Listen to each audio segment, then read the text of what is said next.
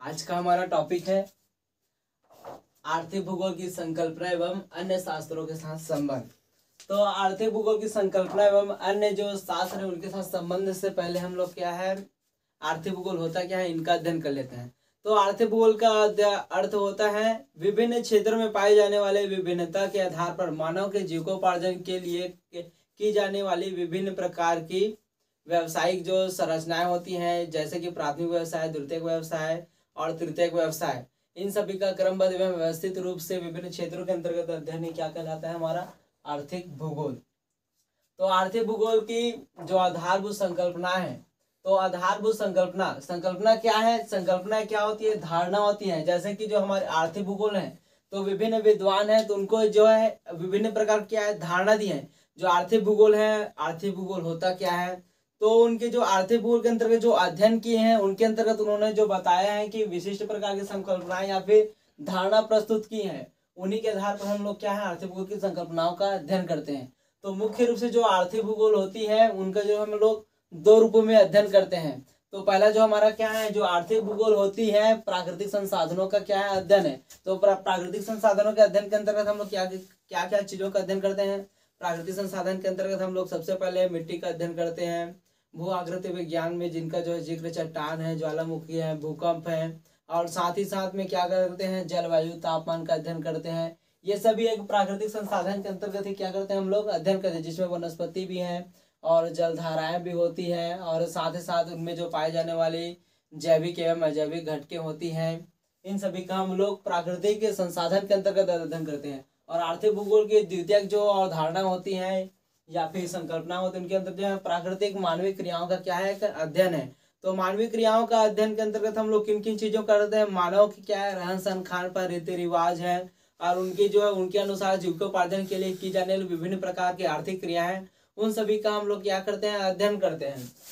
तो आइए हम लोग देखते हैं मुख्य रूप से आर्थिक भूगोल की जो संकल्पनाएं हैं उनमें कौन कौन से हैं।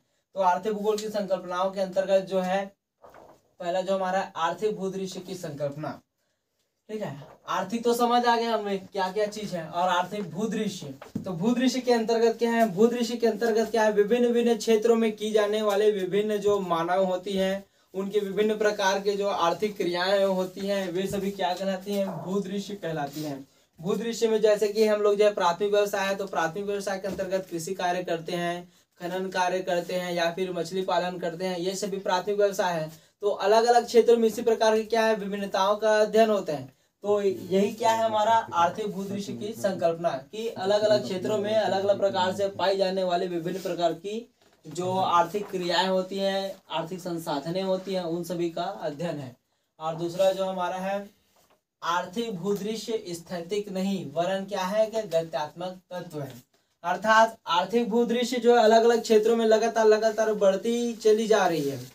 कोई क्षेत्र में पहले कम मात्रा में संसाधन होती थी या फिर मानव कम रूपों में देखी मिलती है, लेकिन अभी क्या है लगातार संसाधन के दोहन एवं विकास के कारण क्या लगातार क्या है इनकी जो गति होती है, आर्थिक जो भूदृश्य है लगातार बढ़ती चली जा रही है, और उनकी जो है विस्तृत मतलब एक विकास की दौर, जैसे कि जो हम लोग देखते हैं प्राचीन अंतर्गत, जैसे कि प्राचीन काल में जैसे आदि मानव है, तो आदि मानव क्या करते थे, पहले उनके पास उनके विकास के लिए सिर्फ क्या है हम लोग आखेट कार्य करते थे, आखेट के बाद धीरे धीरे भोजन संग्रहण किए, उसके बाद कृषि कार्य किए, और धीरे धीरे प्रकार से उद्योग और विनिमय, और लगातार इनके अंतर्गत क्या है उपभोक्ताओं तक जो तृतीयक व्यापारिक जो क्रिया है, इन सभी में लगातार एक क्रियाशील गति के रूप में ही कार्य करते हैं।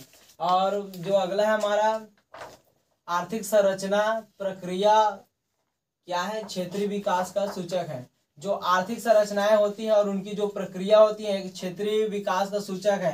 अर्थात हम लोग कह सकते हैं कि जैसे कोई क्षेत्र में अगर कोई प्राथमिक व्यवसाय से जुड़े हुए हैं तो हम लोग बोल सकते हैं वो क्षेत्र क्या है कि अल्प विकसित क्षेत्र है या फिर विकासशील क्षेत्र है। अगर कोई एरिया में क्या करते हैं संसाधन का हम लोग उद्योग निर्माण में कार्य करते हैं या फिर द्वितीय व्यवसायिक संरचना के अंतर्गत लगे हैं, तो हम लोग बोल सकते हैं कि यह जो राष्ट्र है विकासशील एवं विकसित राष्ट्र है।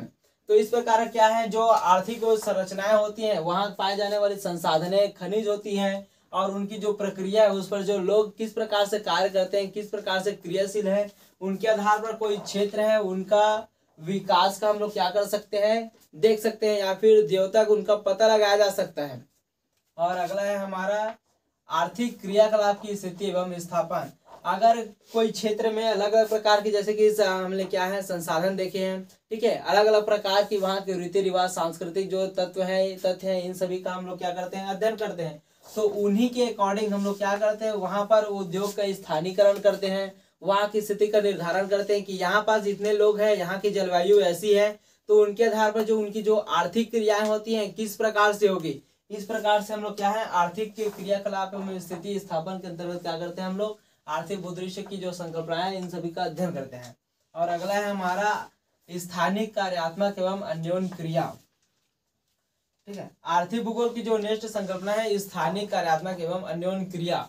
जो आर्थिक भूगोल होती है, तो आर्थिक भूगोल के अंतर्गत हम लोग एक ही कार्य नहीं करते। जैसे कि आर्थिक भूगोल में हम लोग किसी क्षेत्र में उद्योग की स्थापना किए, तो उद्योग की स्थापना के साथ साथ हम लोग वहाँ स्वास्थ्य से चिकित्सा, उसके बाद शिक्षा, वहाँ के परिवहन सेवा, वहाँ के भाषा, धर्म, जाति और वहाँ के बाजार, इन सभी का क्या करते हैं हम लोग आर्थिक भूगोल के अंतर्गत लगातार अध्ययन करते हैं। मतलब एक ही विषय के अंतर्गत अन्य अंतर संबंध जो अन्य विषय होती है, अन्य प्रकार की जो है क्रियाकलाप होती है, उन सभी का इनके अंतर्गत हम लोग क्या करते हैं, अध्ययन करते हैं। और अगला है हमारा प्रादेशिक आर्थिक विकास। ठीक है, आर्थिक भूगोल का अगर हम लोग अध्ययन करते हैं तो वहाँ के विकास का भी हम लोग क्या कर सकते हैं, अध्ययन करते हैं। आर्थिक जो भूगोल होता है उनके अंतर्गत वहाँ के हम लोग क्या नीति नियोजन का अध्ययन करते हैं, वहाँ के सांस्कृतिक तथ्यों का अध्ययन करते हैं, सामाजिक तथ्यों का अध्ययन करते हैं, जनसंख्याओं का अध्ययन करते हैं, वहाँ के शिक्षा पद्धति का अध्ययन करते हैं, परिवहन सेवाओं का अध्ययन करते हैं, राष्ट्रीय और अंतर्राष्ट्रीय लेवल का क्या करते हैं हम लोग विभिन्न प्रकार के क्रियाओं का अध्ययन करते हैं। अर्थात आर्थिक भूगोल के अगर वहाँ पास सुनिश्चित एक साधन है, संसाधन का हम लोग अच्छे प्रकार से उपयोग करते हैं, तो उनके आधार पर क्या है किसी राष्ट्र या फिर किसी क्षेत्र का क्या होता है, विकास होता है। तो यह है हमारा क्या आर्थिक भूगोल की आधारभूत संकल्पना है, जिसमें पहला हमारा क्या था आर्थिक भूदृश्य की संकल्पना, और दूसरा क्या था हमारा आर्थिक भूदृश्य स्थैतिक नहीं वरन क्या है कि गत्यात्मक तत्व है। तीसरा हमारा क्या है आर्थिक संरचना और प्रक्रिया क्या है, क्षेत्रीय विकास का एक सूचक है। और अपना नेक्स्ट क्या है आर्थिक क्रियाकलाप की स्थिति एवं स्थापन की संकल्पना। और पांचवा हमारा क्या है स्थानिक कार्यात्मक एवं अन्योन्य क्रिया की संकल्पना। उसके बाद हमारा अगला है प्रादेशिक आर्थिक विकास की संकल्पना। इस प्रकार जो हमारा आर्थिक भूगोल की आधारभूत संकल्पना कंप्लीट होता है। तो हमारा नेक्स्ट टॉपिक है आर्थिक भूगोल का अन्य विषयों के साथ संबंध। जिस प्रकार हम लोग जैसे कि मानव है कोई, तो मानव का क्या है विभिन्न लोगों के साथ संबंध होता है। जैसे कि एक यहाँ पास क्या है मानव है हमारा, तो मानवों का जैसे कि खाने के लिए सब्जी मार्केट जाते हैं तो वहाँ पास अन्य लोगों के साथ संबंध होता है। कोई दोस्त है कि जहाँ पास कोई स्टूडेंट है, कोई टीचर है, या फिर कोई सामाजिक प्रक्रिया है, या फिर परिवहन वहन सब है। तो बहुत सारी इस प्रकार से क्या होती है मानव का अलग अलग प्रकार के संबंध होती है। उसी प्रकार के आर्थिक भूगोल है, आर्थिक भूगोल का भी क्या अलग अलग जो विषय है उनके साथ विभिन्न प्रकार के अलग अलग प्रकार के संबंध देखी जाती है, उनका हम लोग क्या करेंगे अभी अध्ययन करेंगे। तो सबसे पहले हमारा क्या है आर्थिक भूगोल तथा अर्थशास्त्र के साथ संबंध। तो अर्थशास्त्र में क्या करते हैं मूल रूप से हम लोग जो है सैद्धांतिक रूप में बाजार का, उसके बाद उत्पादन का, मुद्रा विनिमय का, उपभोक्ता का और उत्पादन प्रक्रिया का हम लोग क्या सैद्धांतिक रूप में अध्ययन करते हैं। लेकिन भूगोल में क्या है आर्थिक भूगोल के अंतर्गत हम लोग क्या करते हैं उन्हीं जो बाजार होती है, वहाँ की जो प्रक्रियाएं होती है, मुद्रा विनिमय होती है, या फिर उत्पादन जितने भी प्रकार की प्रक्रिया होती है, हम लोग क्या करते हैं वहाँ के भौगोलिक वातावरण, वहाँ के जलवायु, वहाँ के तापमान, वहाँ की आकृति अर्थात वहाँ की स्थिति के अनुरूप किस प्रकार से उत्पादन होती है, किन कारणों से जो प्रभावित होती है वहाँ की उत्पादन प्रक्रिया, किस प्रकार से वहाँ बाजार की जो स्थापन होती है, किस प्रकार से उद्योग होता है, और किस प्रकार से एक राष्ट्र से दूसरे राष्ट्र में उनका जो व्यापार कार्य क्रिया की जाती है, इन सभी का अध्ययन हम लोग क्या करते हैं आर्थिक भूगोल के साथ अध्ययन करते हैं। अर्थात हम लोग बोल सकते हैं कि आर्थिक जो भूगोल है और अर्थशास्त्र इसमें क्या है घनिष्ठ प्रकार का एक संबंध है। और ये कभी कभी ऐसा भी हो जाता है कि आर्थिक भूगोल जो होता है हम लोग जो आर्थिक भूगोल को अर्थशास्त्र के रूप में हम लोग क्या लेते हैं समझ लेते हैं।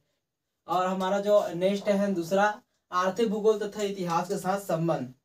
तो हम लोग क्या है इतिहास में मानवों की क्या करते हैं प्राचीनतम के आधार पर, मतलब प्राचीन समय के आधार पर हम लोग अध्ययन करते हैं। जैसे मानव जो है आदि मानव थे पहले, ठीक है, प्राचीन काल में, उसके बाद क्या धीरे धीरे उनका विकास हुआ, उनकी जो आर्थिक क्रिया विभिन्न प्रकार से चालू से चलती गई, उसके बाद युद्ध हुआ, बहुत सारे ऐसे जो विभिन्न क्रियाएं हैं जिनके अंदर क्या है, मानव की आर्थिक क्रियाओं में प्रभावित पड़ता गया उतने रीति रिवाज आया, फिर उसके बाद रहन सहन, धार्मिक, भाषा, जनजाति का विकास हुआ। इस प्रकार से हम लोग इतिहास के रूप में अध्ययन करते हैं। लेकिन आर्थिक भूगोल में क्या है, वहाँ के जो खाने पीने की उनकी जो स्थिति थी, उनके जो सांस्कृतिक जो तथ्य थे विभिन्न प्रकार के, इनका हम लोग भौगोलिक कारकों के प्रभावित करने के कारण क्या है, इन सभी का हम लोग अध्ययन करते हैं। वहाँ की जो आर्थिक स्थिति में जो संसाधन के मूलभूत भूमिकाएं होती है, जिनके आधार पर उनका जो विकास हुआ, इन सभी का हम लोग क्या है, आधुनिकतम के आधार पर क्या करते हैं, अभी अध्ययन करते हैं।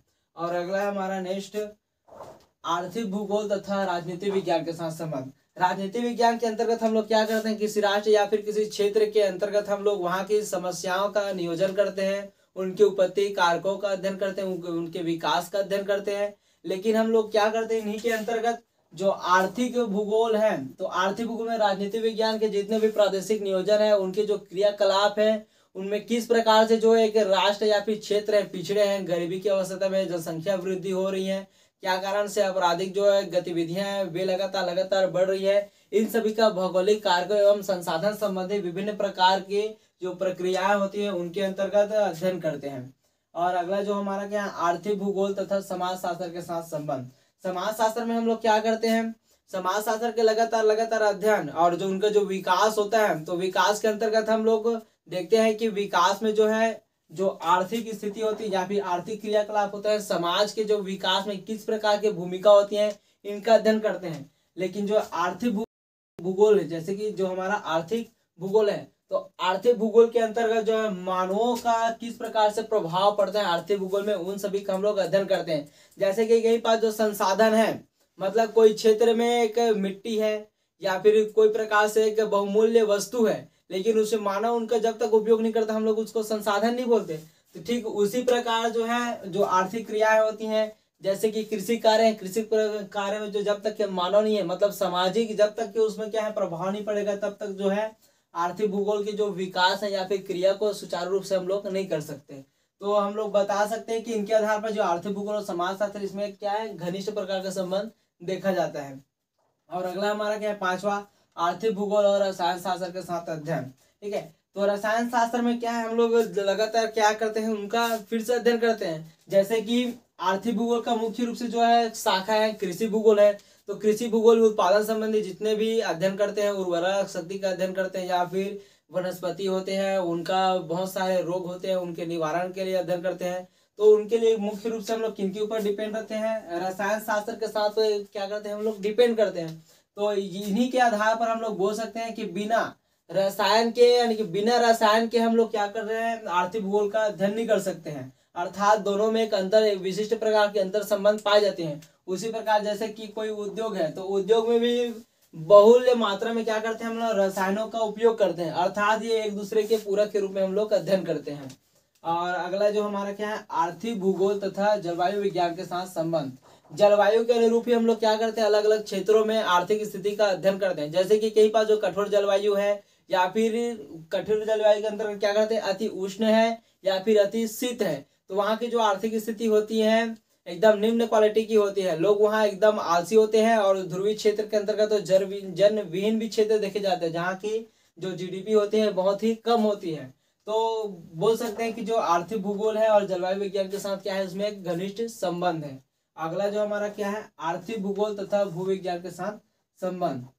तो भूविज्ञान के अंतर्गत हम लोग किन किन चीजों का अध्ययन करते हैं, वहाँ के खनन कार्य का अध्ययन करते हैं, संसाधन के अंतर्गत कोयला, लोहा, इन सभी का उत्पत्ति, उसके बाद उनके वितरण, विकास, इन सभी का हम लोग क्या है, क्रमबद्ध व्यवस्थित रूप के साथ अध्ययन करते हैं। और उनके आधार पर ही किसी राष्ट्र की आर्थिक स्थिति का भी अध्ययन करते हैं। और लेकिन भूगोल में क्या करते हैं, किन कारणों से जो वहाँ के संसाधन है या फिर भूविज्ञान है, ठीक है, तो भूविज्ञान में विभिन्न प्रकार के जो रूप दिखाई देते हैं, किस प्रकार से प्राकृतिक कारकों का, विभिन्न प्रकार के उनमें भौगोलिक वातावरण का, जिस प्रकार मानवीयों का तथ्यों का जो प्रभाव पड़ता है, इनके अंतर्गत हम लोग अध्ययन करते हैं।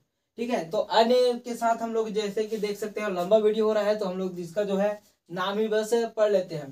तो जो है हमारा 8वां है, आर्थिक भूगोल तथा समुद्र विज्ञान। तो समुद्र विज्ञान में क्या करते हैं, हम लोग विभिन्न प्रकार के वनस्पति जो है औषधि महत्व के लिए वनस्पति होती है, उनका भी अध्ययन करते हैं। और साथ ही साथ वहाँ के लिए मत्स्य पालन करते हैं, उनका भी अध्ययन होता है इनके साथ साथ। और जो आर्थिक भूगोल है प्राणी शास्त्र के साथ संबंध होता है, आर्थिक भूगोल तथा वनस्पति शास्त्र के साथ संबंध होता है, आर्थिक भूगोल तथा परिवहन भूगोल के साथ संबंध, परिवहन भूगोल के साथ संबंध। इस प्रकार क्या है हमारा अन्य विषयों के साथ जितने भी आर्थिक भूगोल है उनका संबंध को हम लोग देखते हैं। धन्यवाद।